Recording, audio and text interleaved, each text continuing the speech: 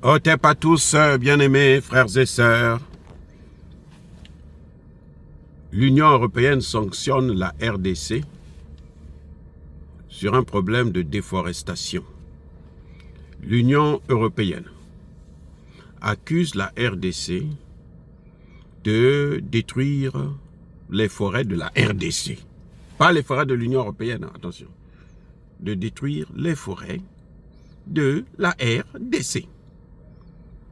Très bien. Il n'y a pas un problème. La loi a été prise par qui? La loi de l'Union européenne.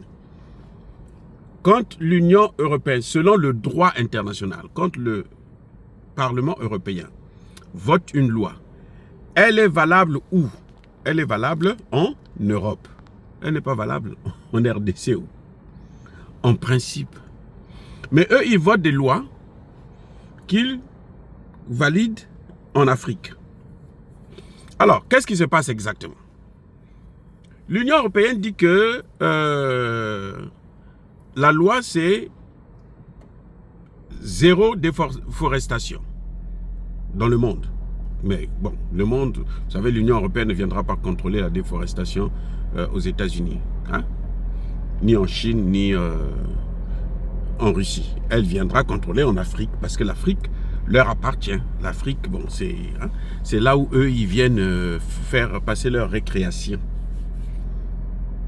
Zéro déforestation. C'est-à-dire que tout produit qui découle d'une certaine déforestation ne peuvent pas rentrer en Europe. Je m'explique.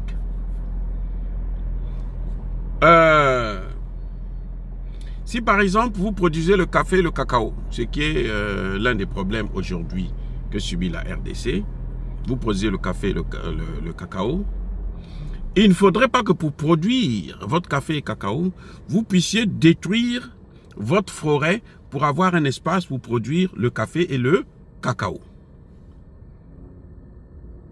Donc l'Union européenne se dit, non, la RDC produit le café et le cacao dans une terre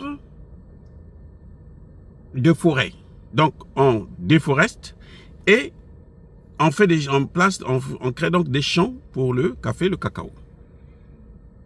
L'Union européenne a envoyé des experts qui sont venus il y a quelques mois, 3 mois, 4 mois de cela, en juillet, en RDC. Demandez-moi d'où viennent ces experts. Ils viennent du Rwanda, ils viennent du Kenya, ils viennent de l'Ouganda. Ce sont des experts qui sont ressortissants des pays qui, tous les trois, agressent la RDC. Ce sont des experts qui ont signé des contrats miniers avec l'Union européenne pour des matières, entre l'Union européenne et le Rwanda, pour des matières premières qui ne sont pas au Rwanda, mais qui sont en RDC. Donc, imaginez de quel type d'experts il s'agit. En fait, et ces experts, quand ils sont venus, en réalité, ils n'ont jamais accusé le Congo. Mais quand même, l'Union européenne veut sanctionner le Congo. Les amis, vous savez, avec ces Occidentaux-là, leur objectif, c'est ne pas faire en sorte que nous, on ne puisse pas vivre du tout. Surtout maintenant, là, que le Congo est en train de reprendre le contrôle de tout son territoire. Le Congo est en train de chasser, en train de neutraliser beaucoup des militaires rwandais. Alors, l'Union européenne cherche d'autres moyens pour atteindre le Congo, pour détruire le Congo, pour affaiblir le gouvernement. On passe par des petits jeux comme ça. Je vais vous dire une chose, et ça, ça vient du ministère de l'Environnement du Congo. La RDC a 155 millions d'hectares de forêt. 155 millions d'hectares de forêt. À côté de cela, dans les 155 millions d'hectares de forêt, la RDC compte 62% de forêt tropicale humide. Donc les grandes forêts là qu'on trouve au Congo, au Brazza, au Cameroun, au Gabon, ainsi de suite. Les grandes forêts où quand tu rentres à l'intérieur, tu ne peux même pas voir le ciel. Ça te couvre complètement, 62%. Donc sur les 155 millions d'hectares. À côté de cela, de l'espace forestier, le Congo a 80 millions d'hectares de terres arables. Les terres arables, là, ce sont des terres cultivables. Donc, à partir du moment où le Congo cultive dans cet espace-là, 80 millions, on ne peut pas parler de déforestation, puisque c'est fait pour ça. Ça dit que arabe, c'était en latin, c'est une terre qui est faite, prête pour l'agriculture. Et quand le Congo plante le café et le cacao, le Congo ne déforeste pas, mais il reforeste. C'est-à-dire que le même système de photosynthèse qui se passe entre lorsque vous avez une forêt normale et celui des arbres comme le café et le cacao est pareil. De quoi l'Union européenne parle-t-elle? Vous voyez comment ces gens-là sont devenus dingues, ils sont fous. Ils sont fous.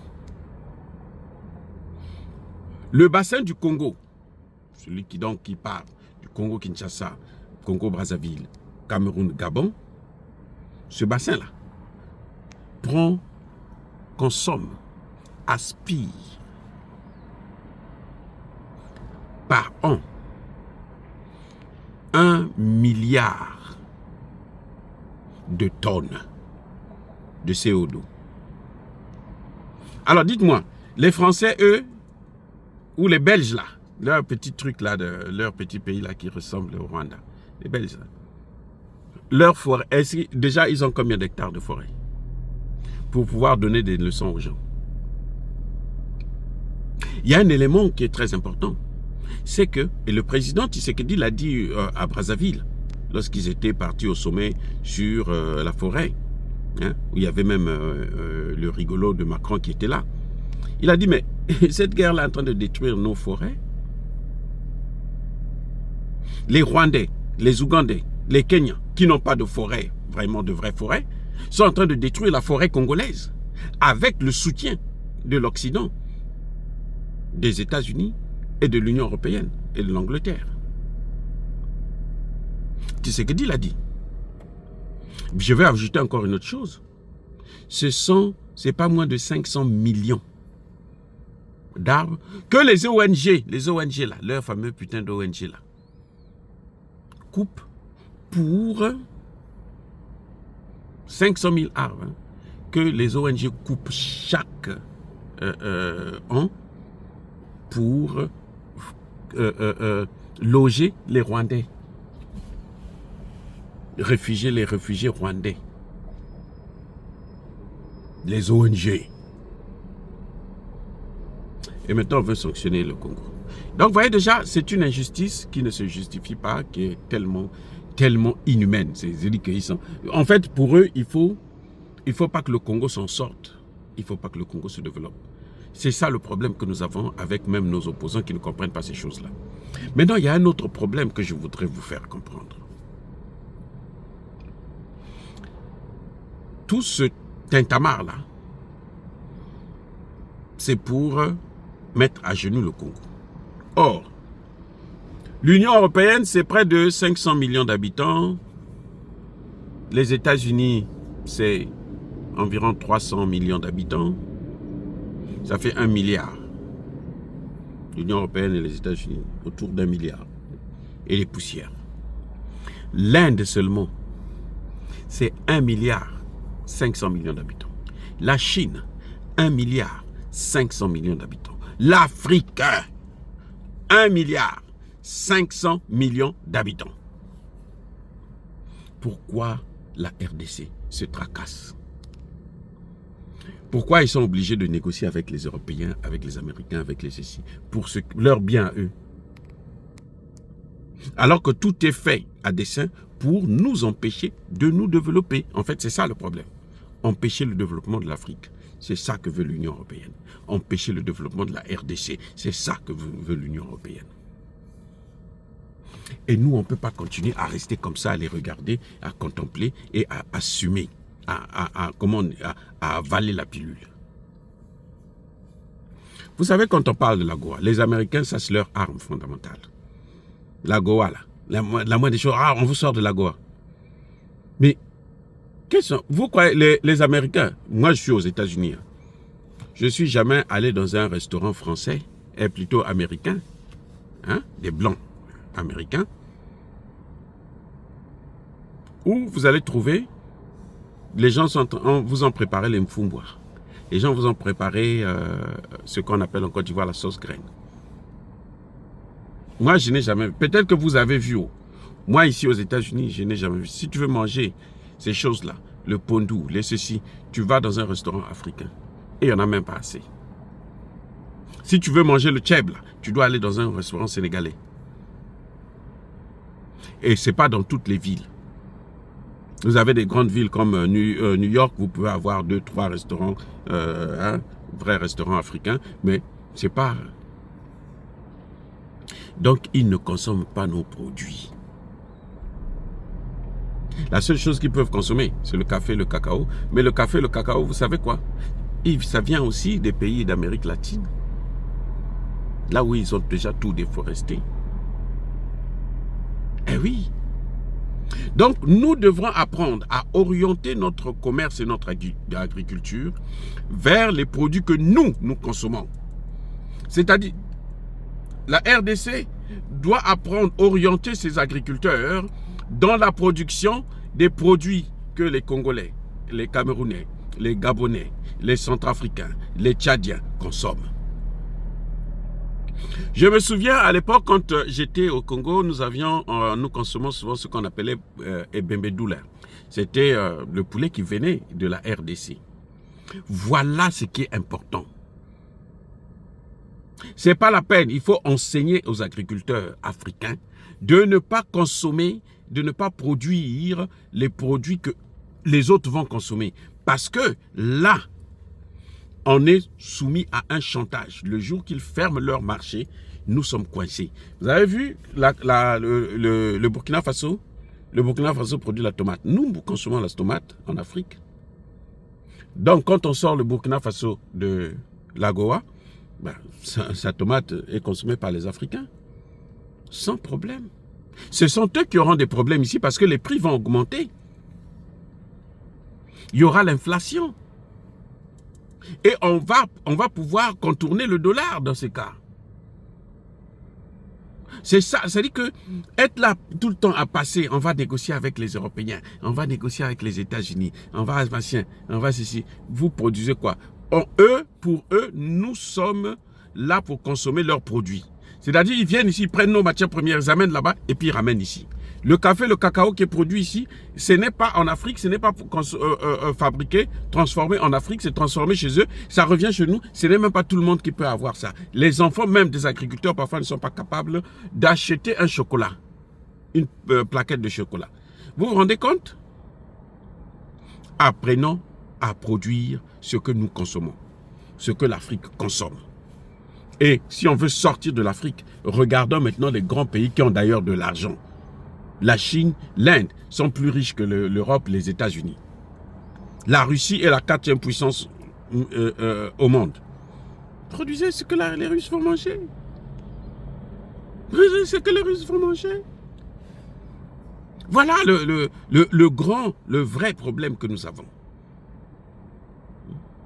Au lieu d'être là à tout le temps se mettre à genoux devant ces voyous, on peut faire autre chose, on peut faire autrement. Ce sont eux qui détruisent nos forêts. Si vous allez en Afrique, là, vous allez au Congo-Brazzaville, là, vous allez au Cameroun, là, vous allez en RDC, là, vous allez voir comment ils sont en train de massacrer le bois, la forêt, le bois. Mais vous allez vous dire, mais attendez, ces gens-là, ils sont fous, quoi. Et ce sont les mêmes qui viennent nous dire, non, déforestation. La déforestation n'est valable que lorsque nous produisons quelque chose qui peut nous améliorer nos conditions de vie, nous enrichir. Voilà le problème. Il faut toujours produire ce que eux ils consomment et que eux ils peuvent transformer. Et quand ils vont transformer ça, ils vont nous renvoyer ça. Comme ça, nous, on va être leurs consommateurs. C'est fini. Ça ne devait plus se passer comme ça. Monsieur Tshisekedi, prenez vos responsabilités. Soyez bénis, abondamment bénis par le Dieu des Kémites et par nos ancêtres angélisés. Mais que tous ceux qui persécutent le continent africain le pillent et le déstabilisent, qu'ils soient noirs, blancs, chinois, arabes ou qui qu'ils soient punis, maudits, foudroyés, neutralisés, écrasés, effacés par le Dieu des Kémites et par nos ancêtres angélisés. Vive l'Afrique éternelle, j'ai dit et j'assume. Bonne année à tous.